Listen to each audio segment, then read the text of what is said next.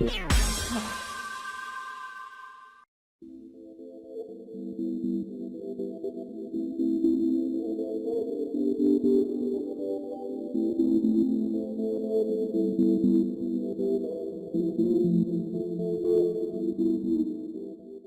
usted empieza con una tesis, ten cuidado a qué es lo que se atribuye la verdad. Y usted dice que un gran problema es que, en que caemos es que le atribuimos verdad a las concepciones y esa nos lleva a sin salidas, ¿sí? Pero usted en un momento de su texto da un giro y dice la verdad tiene que ver con las razones. Y habla de razones, y termina con la razón pública, y en las razones públicas, usted dice, aquí también está en juego la verdad, y Rawls no tiene razón cuando dice que la razón pública no tiene que ver con la verdad. Lo que no me quedaría claro en este caso es si eso de la razón pública están configuradas por concepciones, ¿y cuáles serían? O si, como yo lo entiendo, la razón pública sí refiere a unos mínimos que los miembros de esa sociedad consideran como válidos. Y si se consideran como válidos, para ellos todo lo que se deriva de esos mínimos resultará legítimo. Y en esa medida tiene algo de verdad como correspondencia. La segunda nuevamente tiene que ver con la manera como usted plantea la distinción entre razón pública y razón privada. La razón pública tiene que ver con la justificaciones que se hacen de ciertos tipos, si quieres así, de normas que regulan la interacción social. Y entonces uno dice, y la razón privada entonces no tendría que ver con normas que tienen que ver con la interacción social. Pareciera, y en otras partes lo sugiere, que usted cree que la razón privada es una razón personal, pero uno podría decir que hay ámbitos de las razones privadas que también regulan las interacciones sociales. Y en esto a lo mejor hay un problema en el mismo Rawls. Esto es una crítica que hace honor a O'Neill a Rawls, porque Rawls dice, no, lo que pasa es que la distinción entre razón pública y la razón privada es que toda razón privada asume algo como cierto sin cuestionarlo. Y eso está en Kant cuando en el texto que es la ilustración, razonad todo lo que queráis y obedecéis. Si usted es un clérigo, pues usted tiene que simplemente decir las verdades que cree esa autoridad, pero no las puede cuestionar. Pero en cambio, si usted es un científico, si usted es un filósofo, sí tiene el derecho de poder cuestionar esas verdades, y es ahí cuando Kant habla de la razón pública. Y la razón pública tendría que ver precisamente con la idea de que toda posible pretensión es cuestionable, que de alguna manera en la razón pública no hay un condicionamiento en el reclamo de razones. La manera como usted está poniendo la distinción de razón pública y razón privada tiene como el problema de que usted deja de lado que hay razones que son privadas, por ejemplo las que operan en las instituciones, que regulan interacciones sociales, pero solamente valen dentro de ellas. Los que están sometidos a ellas no pueden cuestionar esas razones a pesar de que pudieran ser incorrectas. O sea, de esta manera como lo pone tiene su problema. La otra, que es una parte muy rica en el texto, la verdad no la entendí mucho y yo quisiera entenderla más, porque creo que es una cosa que también me he cuestionado. O sea, que usted hace este intento de conectar y mostrar la relación entre razón pública, razones de segundo orden, está pensando en la distinción de raza, en la exclusión, y me pongo a pensar de manera más concreta en Rawls. En principio Rawls, cuando habla de las razones públicas, sí refiere, y usted lo señala, al consenso entrecruzado. Y el consenso entrecruzado sí marca esos mínimos de los que hablamos. Mi pregunta es, ¿esos mínimos de los que cruzamos serían razones de segundo grado? O sea, razones de segundo orden. Y a su vez, esas razones de segundo orden no tendrían una justificación. Yo he entendido una cosa en RAS que no está en Rawls.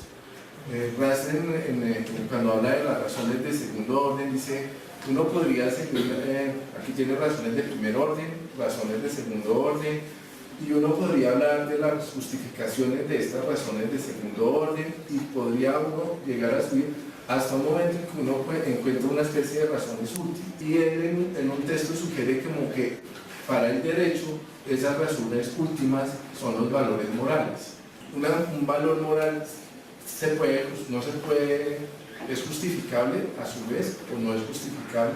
Se habla de que para la paz y la democracia es muy importante el trabajo conceptual y que es necesario eliminar la opacidad y la confusión conceptual. Listo. Entonces un realista político le puede decir, muchas veces para lograr la paz se requiere de pronto la confusión conceptual, se requiere olvidar, se requiere más bien ambigüedad. Un ejemplo que para eso, de pronto un poco traído de los cabellos, lo trae un filósofo que no tiene nada de realidad, que es Margalit, cuando habla del caso Israel y Palestina. De pronto, demasiada verdad para ellos, o sea, ese hecho es más bien no pelear, no terminar el conflicto, es decir, cada uno reclama su pasado y decían, usted me sacó de acá, y usted me sacó de acá, y usted me sacó de acá, y usted me sacó de acá, y van hasta los fines de los tiempos. Entonces lo que dice Margaret, tal vez lo mejor en ese caso es olvidar, es dejar la verdad de lado para poder hacer la paz. Porque de pronto demasiada verdad nos envenena contra el otro. O sea, yo sé que usted me agredió y que usted me sacó, y entonces yo también sé que usted me agredió y usted me sacó. Entonces, ¿qué pasa si no? Yo no sé qué, o sea, ¿saben que yo no sé si los suyos sacaron a los suyos? Y viceversa. Si lo ignoráramos, a lo mejor no peleamos más. Pronto es mejor olvidar. A lo mejor en estos casos, para la paz sea necesario todo lo contrario. La otra es que la verdad de un lado no es lo verdadero. Y estamos hablando de paz y democracia. Bueno, entonces cuando uno está hablando de procesos de paz y tal, y hay una serie de violaciones de derechos humanos por lado y lado, la víctima tiene su verdad. A mí me pasó eso. Y es la verdad desde su lado. Su testimonio es su experiencia y su experiencia es desde su lado. Pero no es toda la verdad. Él no sabe qué pasó en otros lados. Una de las cosas que pasan en la literatura de los testimoniales es que las víctimas no tienen conocimiento de todo el contexto de lo que pasó, cómo fue en los otros lados. Él conoce la verdad desde su lado, pero es desde su lado, no es la totalidad de la verdad. Entonces, una afirmación como esta, en un proceso, cuando hablamos de un proceso hacia la paz, tiene el problema de que esa experiencia central de la víctima y el reconocimiento de esa experiencia, precisamente en tanto que es una experiencia de su perspectiva, tanto no es la experiencia de todos, sino la de él, que es importante para la paz, es importante reconocerlo. Entonces, en la tesis suya, ¿cómo quedaría eso? Porque si uno dice, no, la verdad solamente no puede ser de un solo lado, sino de la totalidad, pues ¿cómo queda la verdad de esa víctima? ¿Cierto? Que dice, no, yo quiero que me reconozcan desde mi lado, me reconozcan mi perspectiva, no la totalidad. Duda que cuando lo leí tuve problemas, es la distinción como usted la pone entre explicación y justificación. Yo lo que entiendo es que lo que se justifican son las razones para actuar o dar razón de por qué esta persona actuó así o de otra manera, ¿sí? Pero la manera como usted pone el ejemplo, sobre todo cuando dice, es que yo realmente no vine porque me dio pereza, pues usted en el fondo está jugando de mala fe, pero no es usted sino la persona está jugando de mala fe. Y es muy distinto a pues si me excuso, o la otra es, hombre, pues no fui, ¿por qué no fui? Pues porque me quedé en la playa y usted me quedé en la playa que me dio la gana. Punto, y se acabó la discusión. Pero es que la justificación tendría más bien que ver de por qué es importante o fundamental llegar, cumplir la cita al amigo. O sea, el juego de la justificación es por qué es correcto esa obligación, esa norma, ¿cierto? O sea, la justificación tiene que ver con eso. El problema de la justificación es explicar por qué es correcto llegar a tiempo, cumplir la promesa del amigo, etc. La última pregunta, en la esfera de las razones prácticas versus las razones teóricas, llamémoslas así. O sea, las razones que justifican creencias versus las razones que justifican acciones. Y las razones que justifican en acciones pueden ser normas o deseos. Los deseos son razones prácticas, pero no son normativas. Y la irreductibilidad de la razón normativa corresponde precisamente a que una razón normativa no puede reducirse a deseos, o que la irreductibilidad de la razón normativa no se puede reducir a normas, a razones teóricas. Y otra pregunta, ¿usted es como un realista moral? ¿Tiene como un concepto de verdad fuerte para el ámbito de lo moral?